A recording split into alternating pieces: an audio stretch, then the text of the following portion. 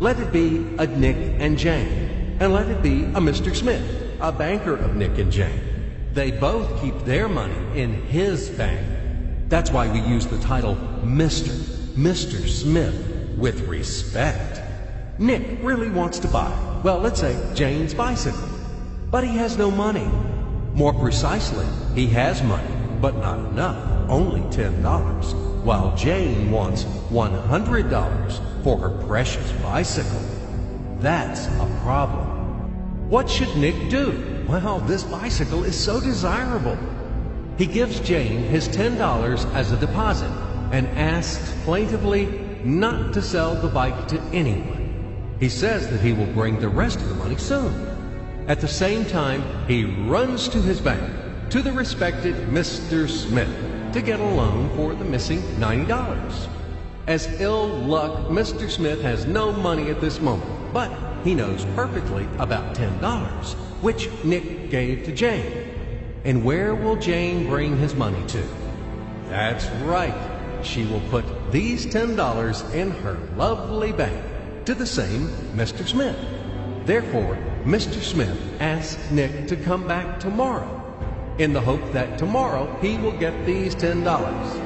And everything happens this way. The next day, Jane brings $10 to the bank. The bank provides Nick these $10 on credit. Nick immediately gives them to Jane. She again puts them in a bank. The bank again provides Nick these $10 on credit, etc. As long as Nick the fool will gather enough money for the bicycle. Don't you get confused yet? Be patient, I told you. These demons have been trying to confuse you during 1,000 years. These damn economists and financiers. But anyway, we will figure everything out. So what do we have in the end? Nick finally got the bike from Jane. Wow! But at the same time, Nick owes $90 to the bank, Mr. Smith. And the bank, in its turn, owes $100 to Jane. In other words, those $10, which existed initially, have magically turned into $200, $190 of debts plus real $10.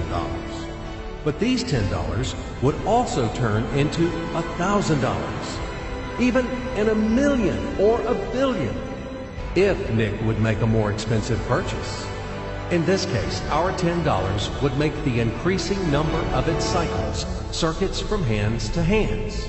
That's it. So, what happens in today's world? SOS! It appears that banks also make money out of thin air and multiply them. Not only Fed can produce money, but banks either. In short, everybody can do this, except you and me. We are not in the business at this celebration of life.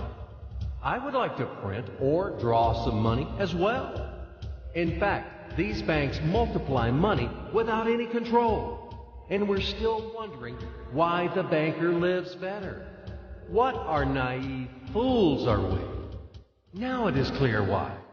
The one who produces the money, of course, lives better.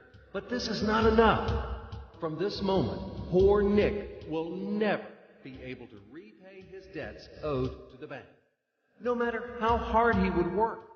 Silly Nick doesn't know it yet, that he's in slavery to the bank, in credit bondage forever, because those $90, which he owes to Mr. Smith, do not exist in nature at all.